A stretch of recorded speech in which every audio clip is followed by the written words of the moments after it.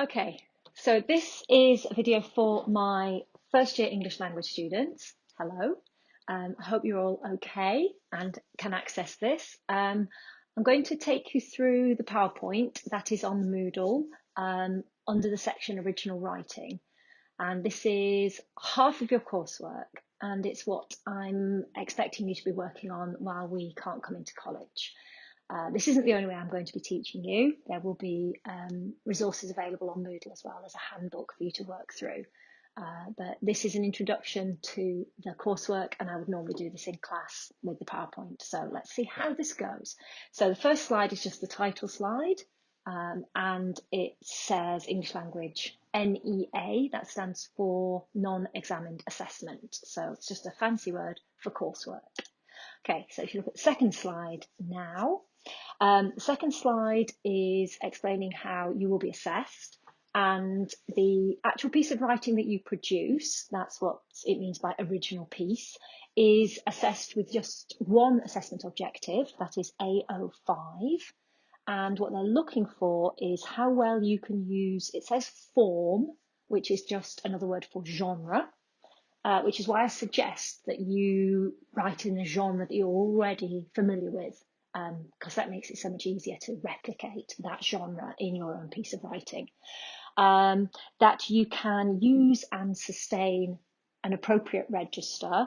And if you look at the actual descriptors, the bullet points, it says use and sustain effective register for context. And context in this circumstances means the audience and the purpose and possibly the time and the place that the text has been produced for. And we know about register, we know how to analyse register, so it means how informal or formal you're being, but also the appropriate sort of tone of voice that you achieve in your writing. And it does matter that you write accurately, that spelling, punctuation, grammar yourself is all standard. Then the bullet points that are not in bold underneath that first band, level 3, just explain a bit more what they're looking for in terms of form, register, and accuracy. I think they're fairly self-explanatory, except I would just draw your attention to the last one, where it says you organise your writing with effective openings and closings, which is something we've practiced a lot with the journalism. So you should be fairly clear on how to achieve that. As well as doing your own piece of writing, you have to produce a commentary. It's, I suppose, a bit like an evaluation, which you may have had to do for some of your GCSE work. But what makes the commentary slightly different is that you have to refer to a style model. Now, the style model is an example of the kind of text that you are trying to write. So the first task I'm going to set you is going to be selecting your own style model. We'll talk more about the kinds of text that can be in the next slides. But when it comes to writing the commentary, what you have to do is talk about the similarities and differences between your piece of writing and your style model. So if you're looking at the level 4 assessment objectives there, the ones that are worth 16 to 20 marks, the first bullet point says explore connections between the two texts. So what it means by two texts is your piece of writing and your style model. Analyse and explain the language choices for different contexts. So although you are using your style model as a model, you're also expected to be different. So you might be writing for a slightly different audience or a slightly different purpose or a slightly different context in another way, different time or different place. You can talk about how similar and different you followed the genre ideas to your style model. And you are expected to do really close linguistic analysis. So one of the first things I ask you to do is write a really close linguistic analysis of your style model using all the language levels, lexis, semantics, grammar, pragmatics, graphology at this level is quite important. And that within your commentary, you write it in some sort of order. That's the last one. Develop a line of thought. Okay, moving on to the next slide now. this slide is explaining what the original writing is, and the exam board specifies 3 different purposes that you can write for. The first one, it says the power of persuasion, so you could write something that its main purpose is to persuade people. The one they call the power of storytelling, that's what we would think of as pieces of writing that are entertaining and that tell a story. And then the last one is the power of information, so that's informative writing. These can take many forms, and I'll show you some examples in a minute. Next slide. This is explaining how what you will produce will be a whole folder. So you have a piece of original writing, you have your annotated style model, and you have your reflective commentary, and they would like you to include references. So if you've done any research to produce your writing, which if you're doing persuasive or informative, you really must do, then you put down where you found those sources.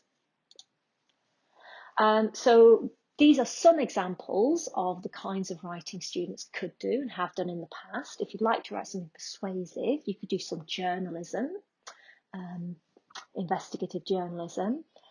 You could script a speech. That's a nice one you can have a go at. People do script speeches. Politicians have screenwriters. Letter to your MP. Yeah, try that one. For the power of storytelling, you could have a go at writing a short story, although you've only got 750 words, so that's quite a challenge to write a whole story in 750 words. You could write an extract from a biography or even autobiography. You could do some memoir writing. That's very nice. Childhood memories. A dramatic monologue. They're fun to write. We can look at some style models of those. And it doesn't say it on here, it does say it later. Lots of students I've had in the past have done just opening chapters of the kind of entertaining writing they like to read. Young adult fiction, not only young adult fiction, but if that's what you like. And then if it comes to informative writing, you could do travel journalism, you could do something on social issues, you could do some local history. Any topic that you are very interested in and you'd like to research a bit more, you can turn into an informative piece of writing. You'll notice how these, as well as these different purposes, they are also different genres. So we've got their journalism, blogs, stories, speeches. So very often a purpose and a genre will go together. The exam board have offered, next slide. There you go. The exam board have offered some examples of good work they've seen in the past. And it does say they're opening chapters from novels or extracts from novels. So it's quite reasonable to do that if you think a short story is too challenging, but you do like creative writing. Travel writing, opinion articles, well, we've practiced those enough. You may not want to write another one. Film reviews, that's persuasive writing. A review of anything. So you could do music reviews. Sounds ironic, doesn't it, in the present times? Film reviews, you could do television program reviews, you could do records, you know what I mean? New music releases, you could do. And poetry, if you fancy it. Some things they say they haven't had very good examples of. For example, they say blogs. Now, I would not agree with that because in the past I've had some students write very good blogs. It's not an easy format to do, but I've had students who've already been writing blogs anyway. But if you fancy having a go at writing blogs, start looking at them online, blogs that you do read, or have a look for subjects you're interested in and read a blog on that topic. Speeches can be a little, they say, limited and formulaic. I think what makes a good speech is a real purpose. So in the past, students have written speeches to go with school assemblies, and possibly they've also done the PowerPoint. That works much better than writing a sort of generic letter to the local newspaper. Obviously, don't be too ranty. And if you do informative writing, it's very, very important not to rely too much on your sources. Sometimes students only have 1 or 2 sources, and it's almost impossible to make that new. So if you're thinking about doing informative writing, then you do need to do quite a bit of research and bring together a bunch of resources. That's why sometimes doing a profile of a star works quite well, because you have to get your sources from all over the place. So the idea of the style model, this is the thing that's probably quite new to you as an idea. And there's a quote on the slide from the exam board. It says, suggest you study a range of style models before selecting and analysing one style model in detail. Now, I am not sure yet how I am going to do this with you. In the past, I would have photocopied loads of examples, brought loads of books in, and we would look at them in class together. I am going to have to figure out a way of exposing you to lots of style models remotely, but I will come up with a way in which we can do that. So that will be the first thing we really do. I'll be giving you some tasks to do, but together as a class, that's what we'll have to do. Look at some style models.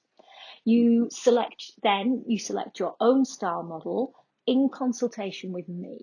And what that means is sometimes students choose style models that are not actually very good writing. So it's important that you let me look at it and let me say, actually, that's not great, or it's not going to be enough words, or it's just not appropriate. But usually together we can choose a good style model. You annotate that. That's one of the first things I will mark, your annotated style model. And you then use that to help you plan your own piece of original writing. So it's that order: style model, then original writing, then the commentary, in which you consider and evaluate the style model and your own piece of writing and how effective it is. One of the ways students often do that is by testing it out on its target audience. That's quite a nice thing, because then you can say in your commentary, I gave it to my audience. And it's best if they find something wrong with it, because then you can talk about how you fixed it. These are key messages from the exam board themselves. About the commentaries, they need to be analytical, and they like this word illuminate, that it illuminates the writing process. So you do kind of explain how you went about it. That you have actually used the style model to inform your own writing. The style model is really important. And if you don't refer to the style model in your commentary, it will actually have an effect on your grade. A couple of years ago, I had a student who forgot to put her style model into her final folder. And I was a bit blasé, and I thought, oh, that won't matter, will it? Because it doesn't get any marks. But I checked with the exam board, and they said, no, the commentary can only be in band 2. And luckily, I can't remember how now, I got it off her. I managed to get her to bring it in before the deadline. So it did go off. So it's just worth bearing in mind the style model does matter. And ignore all my advice about what are good genres and what are bad genres. As it says there, it's often down to the skill of the individual student. Next slide. So, a bit more general guidance. The very best work has what they like to call a voice. So whatever you're writing, the reader will be engaged and entertained when they can feel it's got an individual voice. It's not too similar to everything that's been written before. Don't try to convey too much information. It is a very short word count, so be selective. That's a really good piece of advice. And this is why I'm saying try and choose a style model that is something you do enjoy, because it says it comes out in both pieces, in both your commentary and your piece of original writing, if it's a genre you actually do like. And perhaps the most important thing is this idea of genre, the type of text it is and what the expectations are of that genre of text. Thank you. That's the end of this presentation.